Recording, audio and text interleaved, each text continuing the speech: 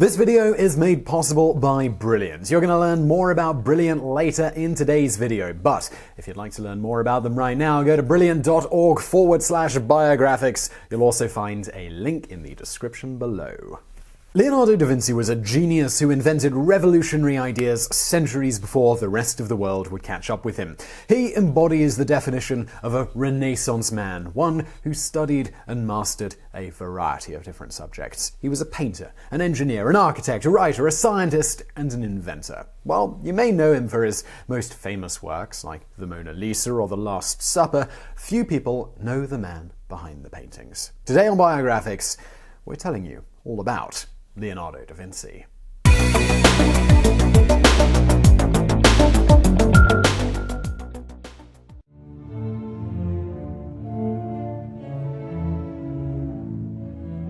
A baby boy named Leonardo was born on April 15th, 1452 in a Tuscan village called Vinci.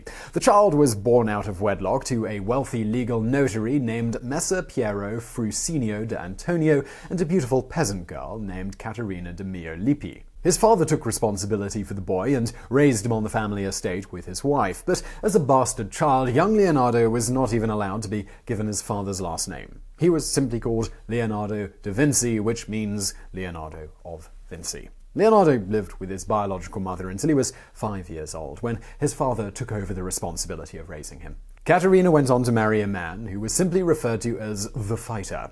Leonardo's father, Messer, married a 16-year-old noble girl named Alberia, and they had legitimate children of their own. Instead of going to school, the countryside was young Leonardo's classroom. Even at a young age, he was inquisitive and he truly fell in love with nature. He wished that men could fly like the birds and swim through the oceans like the fish. Together with his brothers, they played games of war, and he imagined being triumphant in battle like the men in the stories that were told by his father. However, this stage of innocence, it couldn't last forever. As he grew up, Leonardo learned that he would not be allowed to inherit the family estate. Further, Leonardo had 9 brothers and 3 sisters, so even if he could inherit his father's estate, it's not like there's going to be much to go around. So, Leonardo, he had to learn a trade and figure out how to take care of himself. Now, in medieval Florence, guilds, they were sort of like today's trade unions, and they were split up into multiple categories of jobs that a man could choose from, so long as he was born into the right social class. The highest-ranking guilds were called the Arti Maggiori, and his father would have been a part of the guild for powerful lawyers, judges, and notaries. But as an illegitimate child, this was like being in the lower class, and he was not even allowed to join the lesser guild categories, which middle-class workers like blacksmiths and stonemasons were a part of. His only option was to join the guild which held lower-class jobs like bakers and millers. However, Leonardo's father, he still wanted his son to have a good life. Now, he could see that the boy had a natural talent for art, so his father introduced him to a man called Andrea del Verrocchio, who ran an art studio in the city of Florence. After seeing the boy's sketches, he agreed to take him on as an apprentice.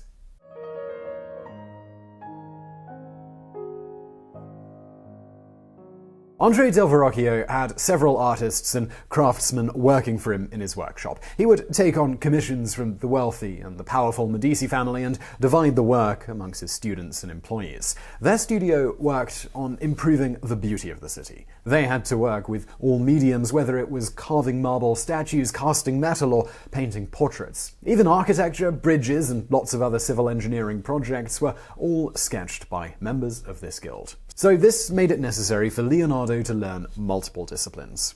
After a few years of training, Leonardo da Vinci assisted Verrocchio in painting a commissioned piece for the Catholic Church called The Baptism of Christ. This was a very large mural on the wall of a church, so there was plenty of space for 2 artists to stand and work on the painting at the same time. Verrocchio instructed Leonardo to paint 2 angels that had been included in his rough sketch. When da Vinci was done, Verrocchio was in total shock. He could not believe how gorgeous and lifelike the painting was. He knew that the students had already surpassed the master. By his mid-20s, Leonardo da Vinci became a master artist at Verrocchio's studio, and he earned himself a reputation. Leonardo conducted a lot of experiments with art, like studying how light changed the shading on an object, or the perfect time of day to sketch someone's face. However, his talent, it was also a curse, because it caused a lot of jealousy among the art community.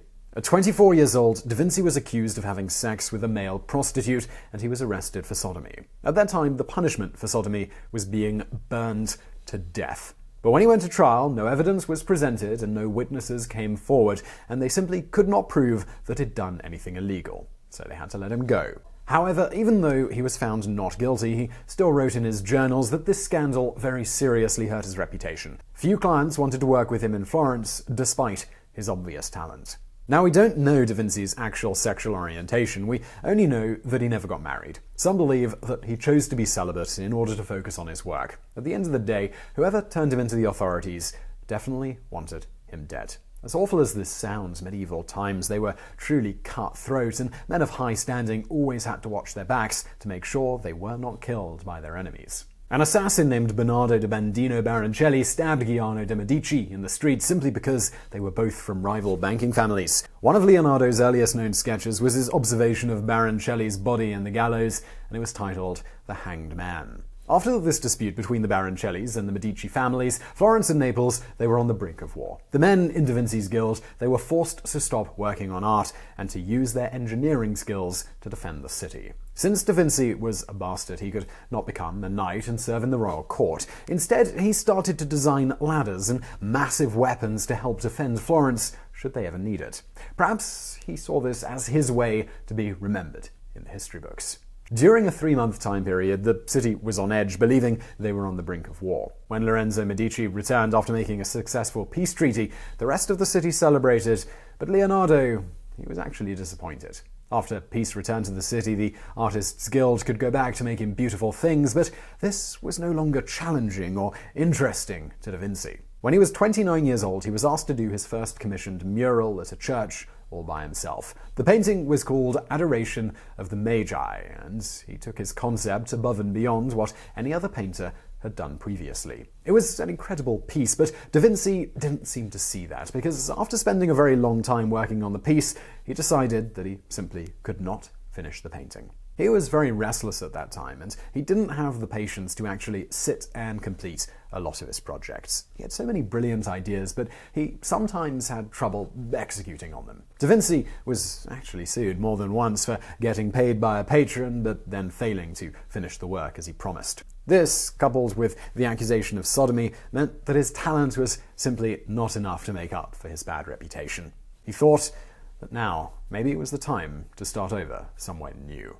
Now, just before we get into Da Vinci's new stage of life, I do want to quickly tell you about Brilliant. Now, I can't promise you that they'll turn you into the next Da Vinci, but I can promise you that Brilliant will improve your understanding of what he and other great scientists have done. Brilliant are a science learning platform that allow you to learn through something called active learning, which summed up is basically the opposite of that feeling of reading a really complex paragraph about some principle and then having no idea what on earth they're talking about, even if you've read it a dozen times. And it's not just the basics that Brilliant cover, although they totally cover the basics as well. They go all the way through to things like complex statistics and a whole lot else. Whether you want to, like Da Vinci, look at some classical mechanics, or maybe you want to jump ahead just a few years and look at special relativity or quantum objects. Brilliant makes even the most complex concepts easy to understand. They give you something super short to read, it's just a few lines, it's very easy to get through, and then you immediately apply what you just learned to a problem. You simply rinse and repeat that, and suddenly you're understanding a whole bunch of stuff that you didn't think you would be. I've been using Brilliant, and I think you should go try it out just to see how fascinating it is for such a complex subject to be so easily grasped. You can support Biographics by going to brilliant.org/biographics. And let's get back to Da Vinci.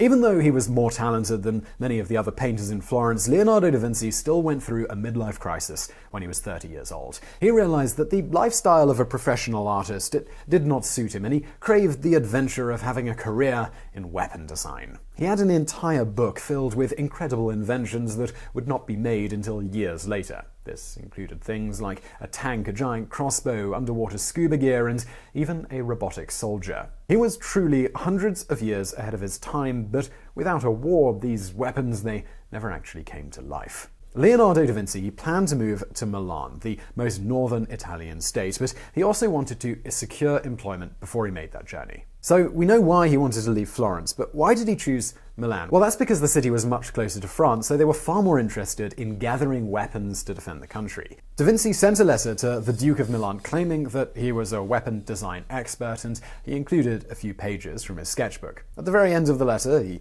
also included a single line mentioning that he was also a painter. This letter went to Ludovico Sforza, the temporary Duke of Milan. He was holding this position of power until his nephew came of age. The Sforza family had not been in power for very long, especially compared to the likes of the Medicis. Sforza invited Leonardo da Vinci to visit, and he was overjoyed, hoping that he would finally be able to make that career change that he wanted. But once he got there, he was gravely disappointed to find out that the Duke wanted him to paint a portrait of his beautiful mistress. Today that portrait is called Lady with an Ermine. Even though he came to Milan to escape being a painter, he still blew people away with his talent. Sforza was so impressed that he commissioned a statue of a 24-foot-tall horse. Da Vinci told him that it would take at least 3 years to complete. In reality, though, Da Vinci was stalling for time because without the help of his old master's studio, he had no idea how he was going to pull off a 20-foot-tall metal cast horse. The Sforzas, they were establishing themselves, and the Duke of Milan believed that paying for things like metal statues would somehow prove their permanence in high society. At first, Da Vinci created the horse out of clay, and it was unveiled at a party. It impressed them so much that Da Vinci was accepted into the Sforza royal court. Unfortunately, like a lot of his projects, Da Vinci was in a bit over his head, and he was running out of time. By a stroke of luck, Sforza decided to go to war, and he needed the metal resources for his army's weapons. Once again, Leonardo da Vinci thought that this might be the time that he can shine with his weapons, but there were not enough resources to pay for their creation. The Duke of Milan gave him a new assignment in decorating a church called Santa Maria della Grazia, which is where he painted one of his most famous works, The Last Supper. At the time, the priests were actually very annoyed with him because it took him over 3 years to complete the painting. For the next 17 years, Da Vinci enjoyed a life of financial security and respect in Sforza's royal court. During the time that he lived in Milan, Da Vinci had a secret project that he never dared to tell anyone. He was dissecting human cadavers and sketching their bodies, muscles, and organs. He also made wax casts of the organs. Now, this all sounds rather creepy, and Da Vinci knew this, which is why he kept this sketchbook a secret, and it only showed up in the 1600s. At that time, autopsies and any other form of disturbing the dead was frowned upon by the Catholic Church. He already knew what it was like to have a soiled reputation back in Florence, so he was far more careful this time, essentially leading a double life. Even though his sketchbook was found over 100 years later, his studies of the human body, they were revolutionary and became the foundation of modern anatomy. Leonardo da Vinci would write in notebooks about his scientific experiments, his inventions, and artistic ideas. There are over 15,000 pages of his notes that have survived. He even wrote some of those notes backwards, so you could only read them when looking in a mirror. Some people believe that he did this because he was worried that people would steal his ideas.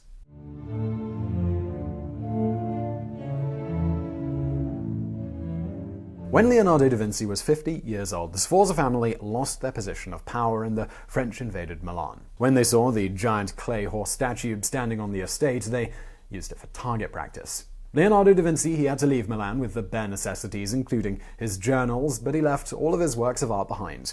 He decided to travel from place to place, once again trying to pitch his ideas for military weaponry around Italy. He showed the Duke of Venice his ideas, which included a snorkeling suit for breathing underwater that actually worked.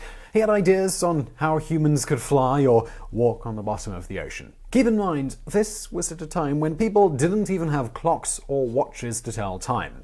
While all of his ideas were amazing, they were far too ahead of his time, and the Duke of Venice didn't find any need for these inventions. Da Vinci, he was forced to reluctantly move back to Florence, and he was reluctant because he feared that everyone would still remember his bad reputation. But it was actually far worse than that. By that time, the people had forgotten all about the name Leonardo da Vinci, and there was a new genius in town, Michelangelo, and he was just 26 years old. Since the art world in Florence was so competitive, Leonardo hated Michelangelo almost immediately. Da Vinci was clearly jealous and had to find reasons to dislike Michelangelo. He would write angrily in his journal about how he thought the young man was dirty and undignified. Despite the long beard you see in most depictions of Da Vinci, he actually spent all of his younger years making sure that he was always clean-shaven and he always wore the finest of clothes. He even had professional musicians playing music for his clients while they sat for their portraits, and the whole process, it was sort of like going to a luxury spa. Michelangelo, on the other hand, he had the polar opposite approach to his art. He was so focused on his work that he would forget to shave for days and let his beard grow out. He let chips of stone and dust cover his home after working on a statue, and it was far more like a workshop than a comfortable place for clients to stay. The two artists, they deeply disliked each other and even once got into a fight in public. Secretly, Da Vinci would go home to write about how depressed he was to be getting older, as well as writing about the fear and anxiety that ruled his thoughts.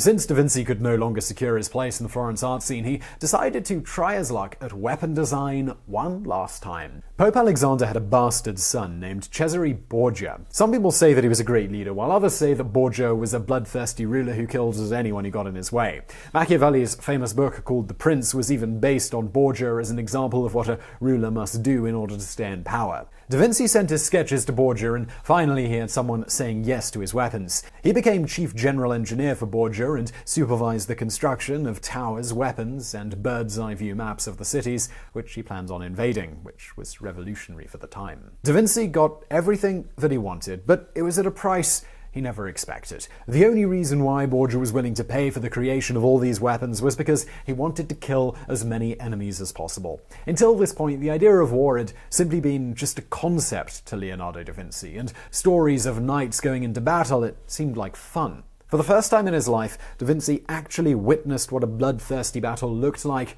and it was too gruesome for him to handle. He wrote, "Truly, man is more savage than beast, for our brutality exceeds theirs. We live by the death of others."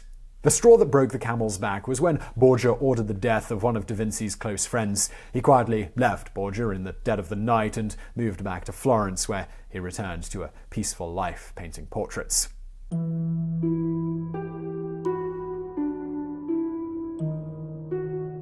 After selling those weapons, Leonardo da Vinci had saved a nice nest egg for his retirement, and it was during this time that he painted the Mona Lisa. No one knows for sure who she actually is. There are several theories, but none have been confirmed.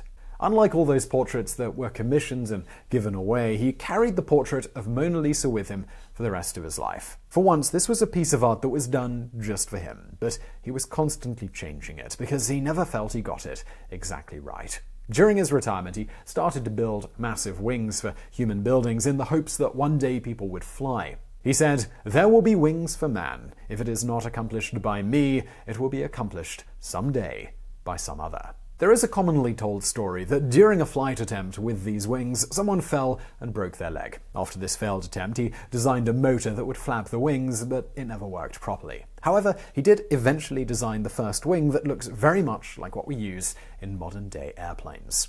Besides the patrons that he served, Leonardo da Vinci was not yet famous around the world. He intended to publish books, but he never actually went through with it. As we mentioned earlier, he wrote and sketched over 15,000 pages on a variety of subjects, but he was a perfectionist, so he continued to add more and more information because he never felt that his work was complete. Among these notes are multiple sketches of an old man with a beard. We will assume that this was his self-portrait, but no one knows for sure. However, this image is used to portray him in popular culture, and it's how he's remembered today.